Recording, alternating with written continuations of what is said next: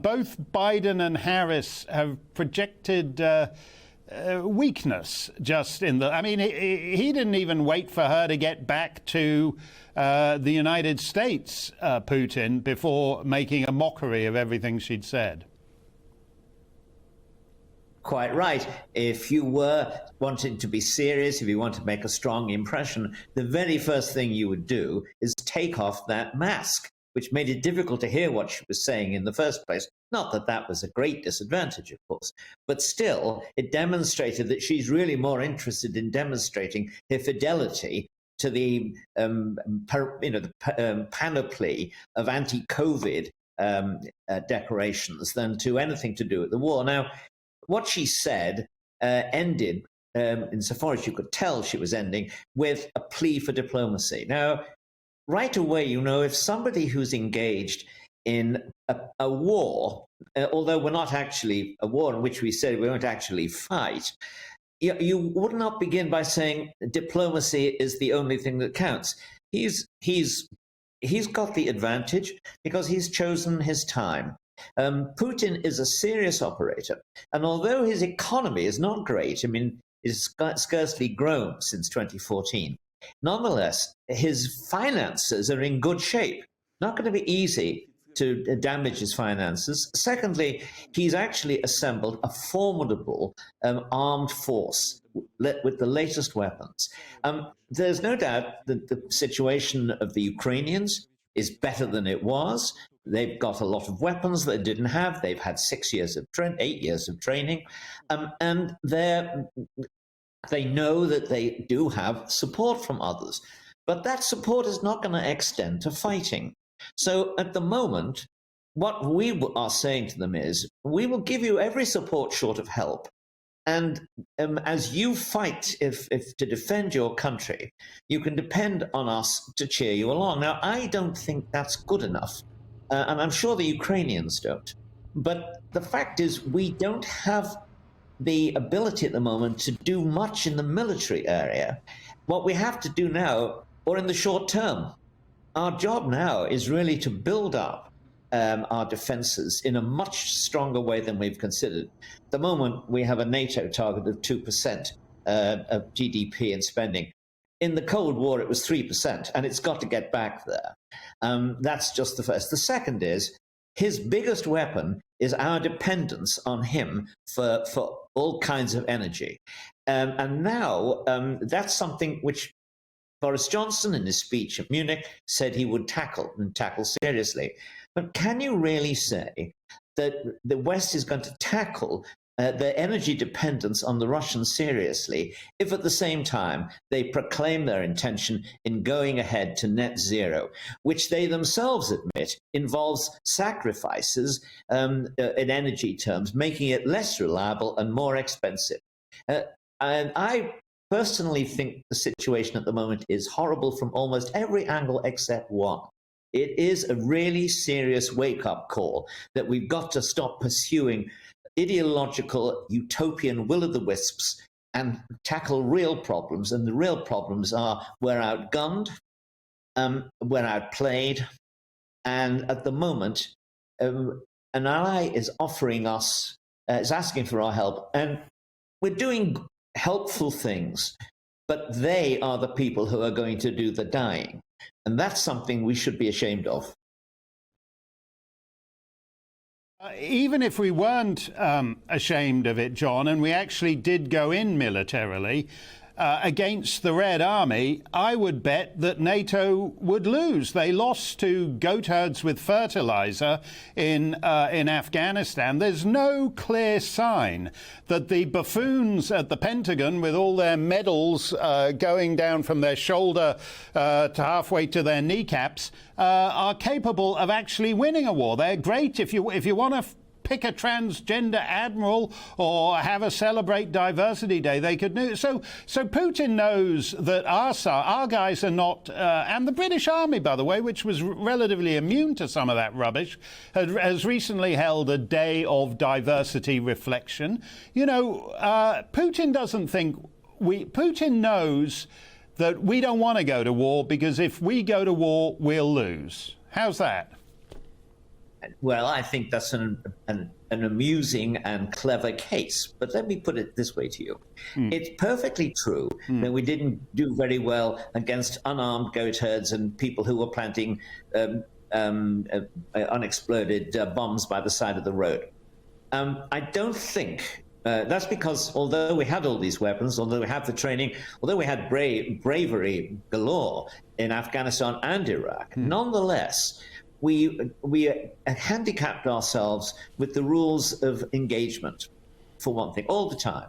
I don't think that and if the British Army and the US forces and others, NATO forces in general, were fighting the Red Army, I don't think we'd have those our hands tied behind our back. I mean, I think we're realistic to know that there's no way you can fight a Red Army without actually being prepared to inflict terrible damage. In fact, if you think about it, one of the biggest advantages that Putin has over us is that he makes it clear at every moment that he can take any amount of pain we impose on him, and we cannot do so. And I think we realize that's a psychological advantage in this crisis, which we at the moment find it hard to match, because we have lost the habit of thinking with deep seriousness about these kind of military and political and economic crises.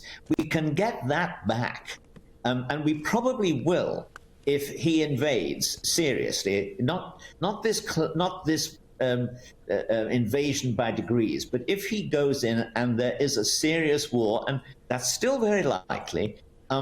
If he does that, I think we'll see things that wake us up. And I don't believe we continue to carry on this game in which we don't seriously prepare for a major conflict. As I say, this is a wake-up call for us. I know we've had other wake-up calls which we've ignored, but I don't think we could ignore the invasion of Ukraine, the taking of a city like Kiev, the bombings, the destruction of cities, the refugees, all of the things which we thought were not likely to happen next door. Yes, they were going to happen almost next door, and we haven't coped well with the refugee crisis at all. But nonetheless, this was something which I think will be unavoidable, unseeable.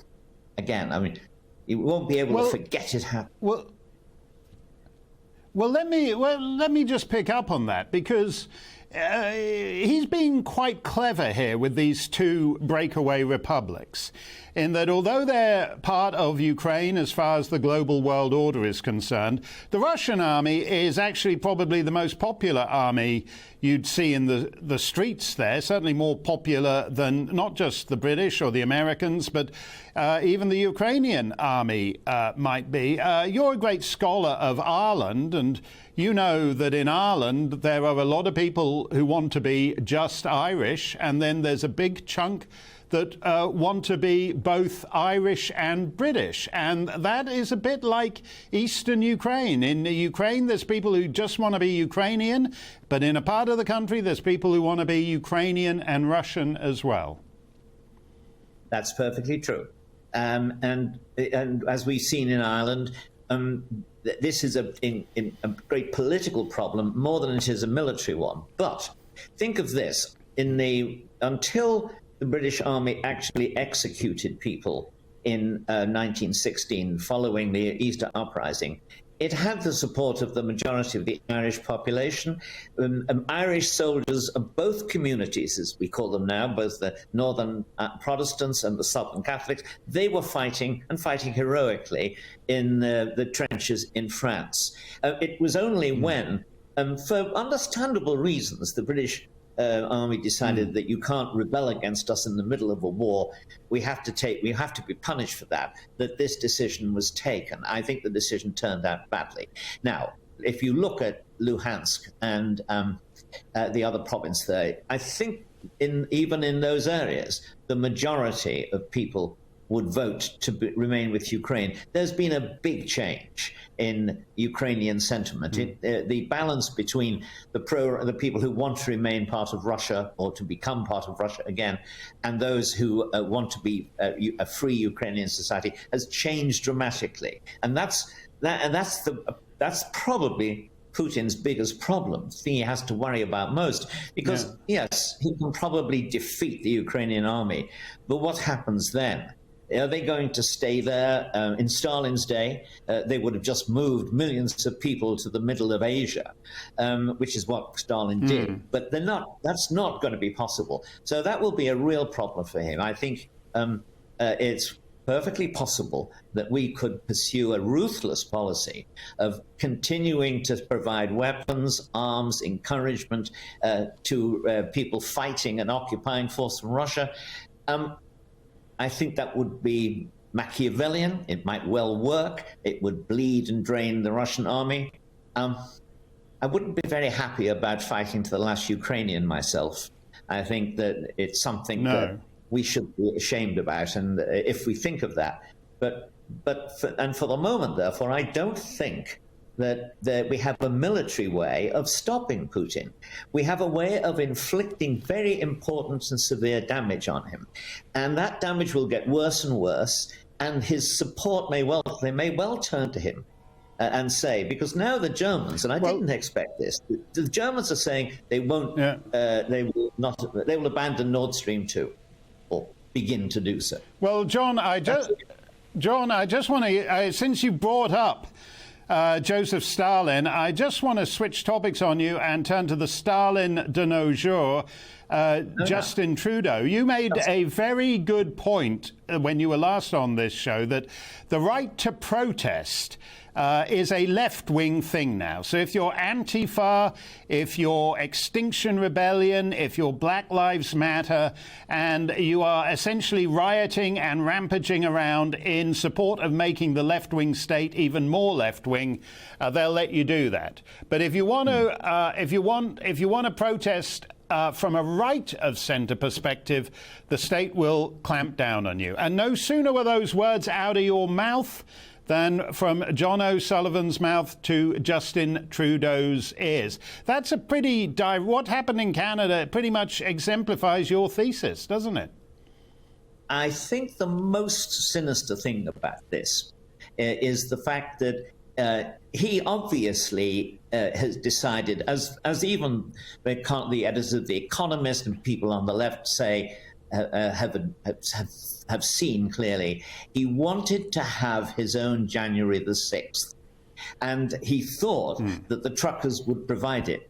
But it turned out the truckers were quite popular. They were multiracial, quite a lot of Sikhs in turbans were there. They were dancing, they were having a party. It was hard to portray them as sinister. So he lied. He kept repeating that they were racists, they were homophobes, they were white supremacists. There was one man who was carrying a swastika who was quickly disavowed by everyone else at the demonstration, and yet it's as if he was the only member of the demonstration, if you listen to Justin Trudeau. It is quite extraordinary. I think it's also interesting, Mark, that there doesn't seem to be much interest among Canadian journalists in finding out who that man was. I mean, I think they have the terrible suspicion that he might not really have been a trucker or a supporter of the organization, and they're absolutely determined that that would be an illicit investigation, so they leave it be. The other thing is, as you will have noticed, well, maybe you want to ask another question on this rather, but I was going to say, look at the woman who organizes, one of the organizers. She is facing apparently a 10-year jail sentence, and she's been denied bail, although there is absolutely zero chance of her either wanting to abscond or being able to if she did. And I think, again, the administration of the law means that if you're pursuing a progressive cause, you will be released. In fact, if you're a progressive who's committing a murder these days in parts of America, you won't go to jail at all. You'll be released quite quickly on bail. But if you're somebody who is, the truckers don't seem to me to be particularly anti-progressive, but they defy one of the current obsessions of the progressive world, which is everybody should be guarding themselves against COVID indefinitely. And as a result of that, they're now regarded as public enemy number one by the government, but not by most people.